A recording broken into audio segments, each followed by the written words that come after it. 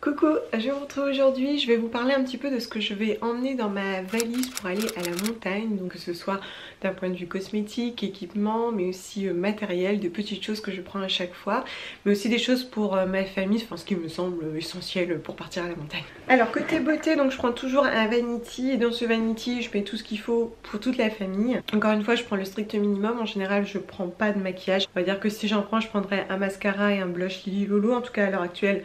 Pas prévu. Donc je commence par mettre tout de suite un solaire. Donc j'ai actuellement toujours le même, celui de Eco Cosmetics en SPF 45 qui est vegan sans aluminium. Je vous en ai parlé à plusieurs reprises.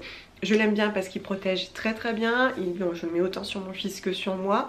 Il convient très bien à toute la famille. Je trouve qu'il accroche bien, que le film blanc est pas trop épais. Comme je vous disais, pour améliorer l'application, ce que je fais souvent, c'est que je mets une goutte d'huile végétale dedans. Donc soit de l'huile de carotte, soit de l'huile de pépins de framboise. Ça assouplit un peu la texture. Ou alors je mets d'abord de l'huile, que ce soit sur mon fils ou sur moi, et après je mets le solaire. Je trouve qu'il est très bien, qu'il fonctionne très bien, qu'il nous protège très bien. Sa formule est vegan et bio. Et en plus il résiste plutôt bien à l'humidité. Pour le quotidien, donc je prends une petite brosse à cheveux en bois. Je prends également un déodorant, donc j'en prends un seul, ce sera le même pour mon mari et pour moi. C'est celui qui est en peau de Clémence et Vivien, toujours le même. Donc voilà, mon mari l'utilise, moi aussi, ça nous va très bien. Et du coup ça me fait qu'un déodorant pour deux. Je prends également, alors au niveau des huiles végétales ça pourra changer d'ici là, mais normalement je prends le fluide biorégénérateur dont je vous parlais juste avant, ou encore avant, de Bioflore que je mettrai sur mon visage.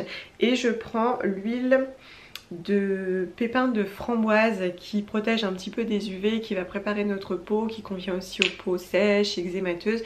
Donc ça c'est très bien pour mon fils ou pour moi, parce que je trouve que c'est une huile qui est très agréable.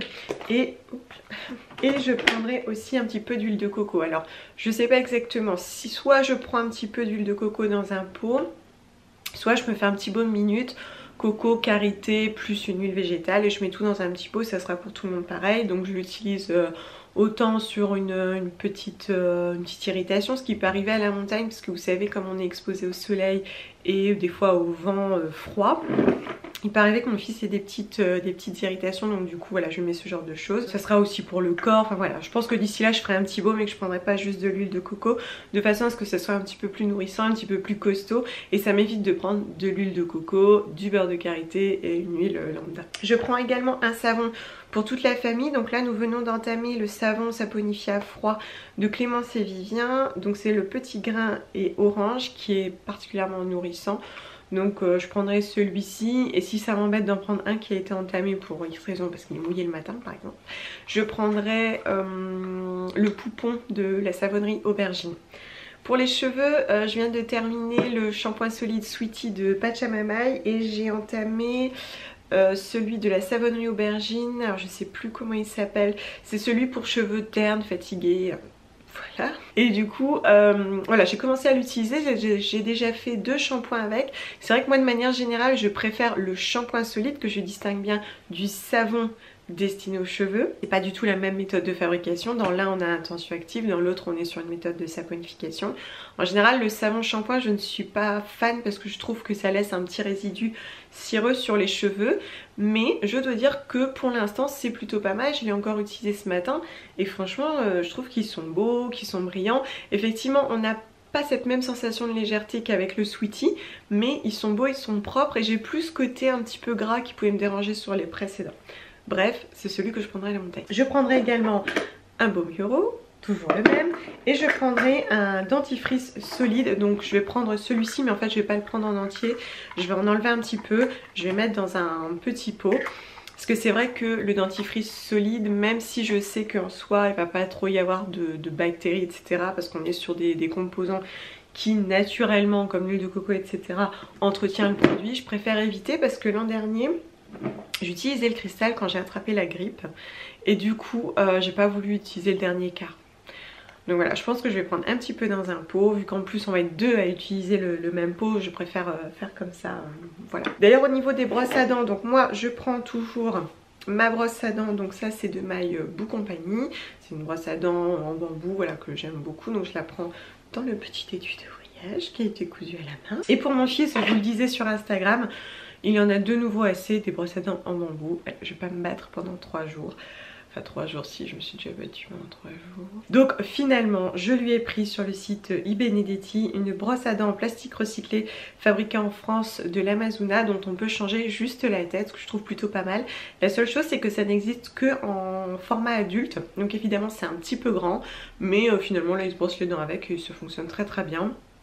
Celui qui a choisi la couleur, elle est très très chouette. Pour lui, ce sera ça, ce sera très bien.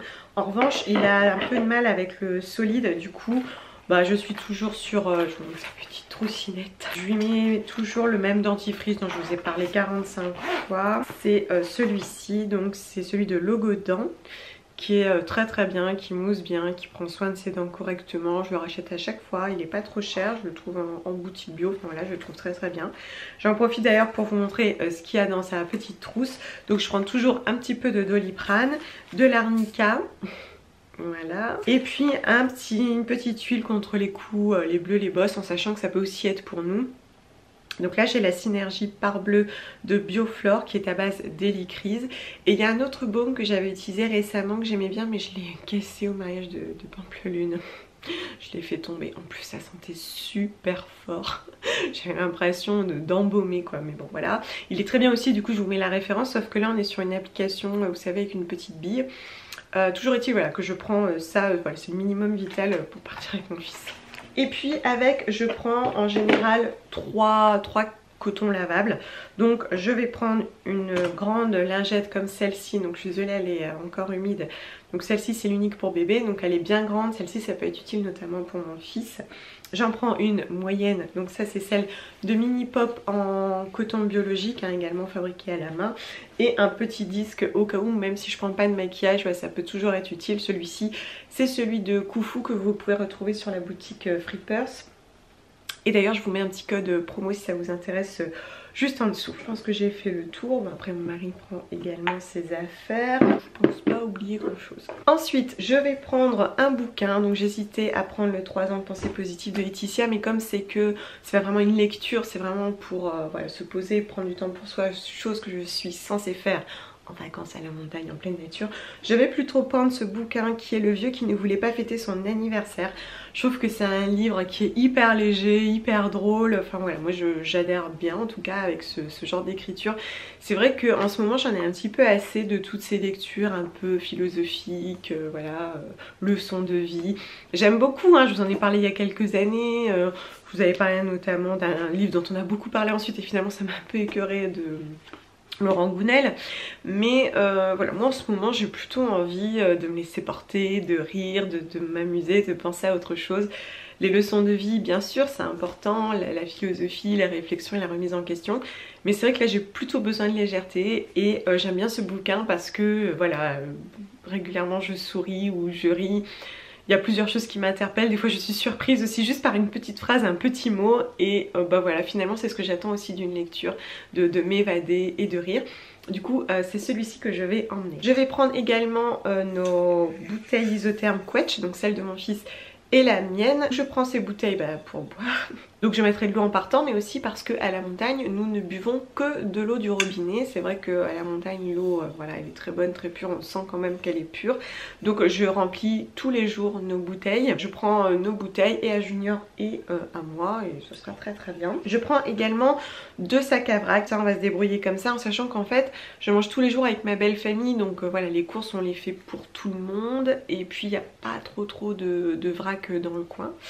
Donc je prends mon sac à pain, donc c'est un sac comme ça. Alors finalement j'ai investi dans un vrai sac à pain parce que mes sacs à vrac n'étaient pas toujours adaptés, pas assez gros, enfin voilà, bref, au moins il est clairement identifié, on peut plus se tromper. Donc c'est celui-ci que j'ai acheté, donc c'était là pas loin, à Ceci n'est pas une boulangerie. Comme vous voyez il est toujours bien repassé, hein. Voilà, ça sera celui-ci parce que du pain on en achète tout le temps et comme j'ai des soucis avec le gluten, en plus moi je vais souvent chercher des pains pauvres en gluten, pain de maïs, pain d'épeautre, etc. Du coup je prends ça sur moi en cas de besoin et je prends un grand sac à vrac, donc soit pour un autre pain, soit pour des choses que je vais acheter en vrac. Ou bien je sais pas si mon fils et mon mari veulent des pains au chocolat, voilà. Donc je prends celui de Koufou.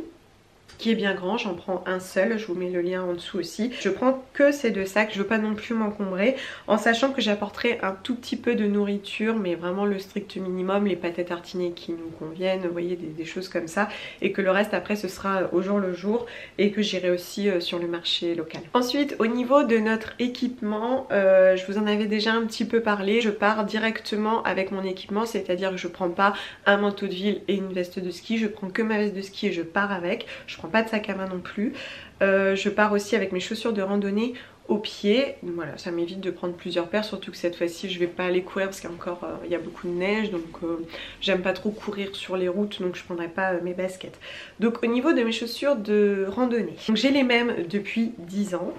Et j'en prends soin parce que voilà, je veux pas changer tout le temps, donc je prends soin de mes affaires. Donc je n'ai pas d'après-ski, j'ai juste une paire de chaussures de randonnée, et en fait j'ai une paire de chaussures de randonnée avec lesquelles je peux tout faire. Donc ce sont des chaussures de haute randonnée avec une tige rigide, donc avec je les utilise autant en été qu'en hiver, faire de la grande randonnée, pour aller sur des zones accidentées, pour aller dans les neiges, pour aller dans les bois.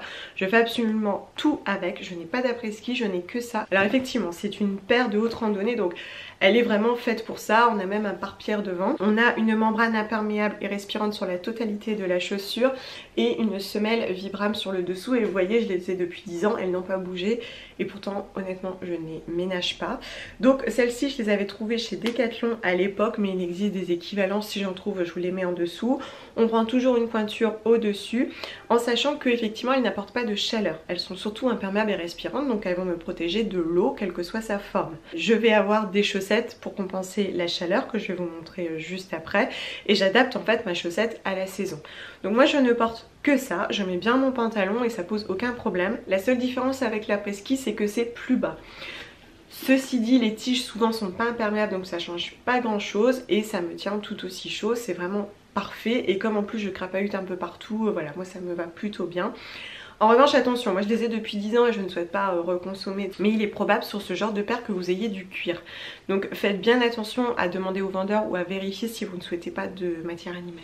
Ensuite effectivement au niveau des chaussettes, donc j'ai des chaussettes de ski quand je skie, voilà, c'est mieux. Et puis j'ai des chaussettes de haute randonnée, donc c'est pareil, elles ont une dizaine d'années, ce sont des chaussettes Decat, donc pareil, j'ai un petit doute, je me demande s'il n'y a pas de la laine dedans, donc vérifiez bien. En tout cas c'est une bouclette et c'est elle qui va m'apporter la chaleur dans ma chaussure.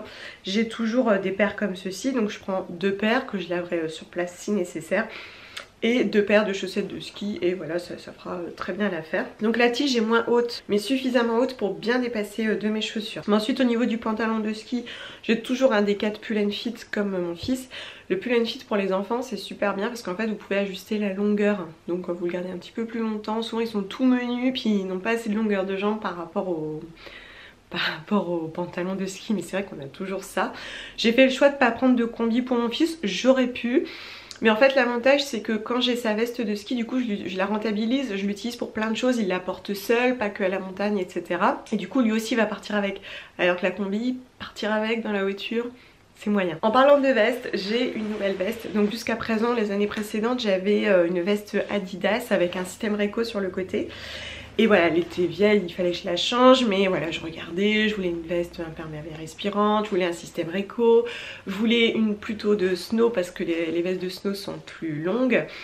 Et finalement, mon mari m'a fait la surprise de m'en offrir une à Noël. Il m'a offert la Slide 500 donc de Decat. Donc c'est celle-ci, vous l'avez aperçue sur les photos de ces dernières semaines. Donc je l'ai beaucoup portée parce que je l'ai portée tout le jour. Et en fait elle est très très bien, je regrette pas. J'avais peur qu'elle soit un petit peu courte. Ce modèle-ci, c'est donc une membrane imperméable et respirante avec des coutures étanches et quelques fermetures éclairs étanches également. Donc celle-ci l'est.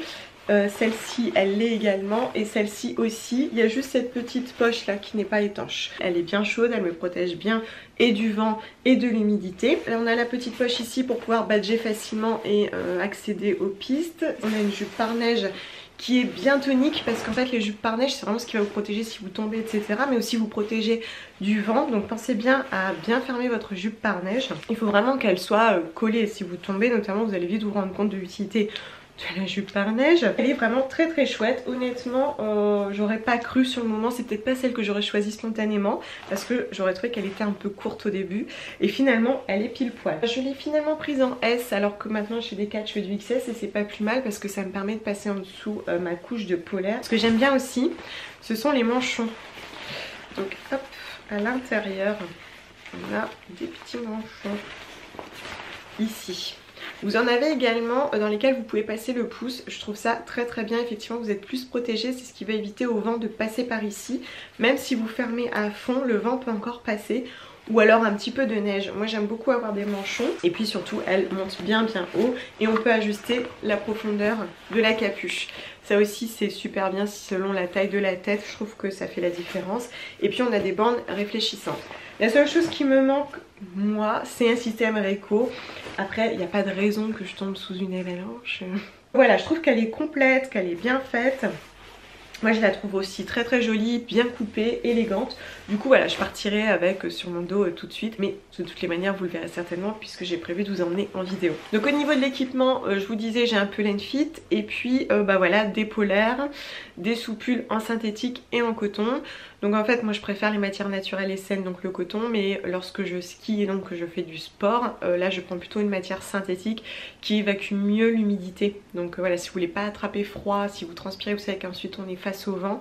Si vous avez des matériaux comme le coton qui retiennent l'humidité, c'est comme ça que vous pouvez prendre froid. Donc privilégiez quand même les sous-vêtements thermiques en matériaux synthétiques. Et puis je prendrai des lunettes. Alors au niveau des lunettes, je vais pas prendre mes jolies lunettes genre Jimmy Fairly. En général je prends mes lunettes D4 ou mes lunettes CB, mais je pense que je vais prendre les D4 parce qu'elles me vont pas forcément bien au visage, mais elles sont bien incurvées.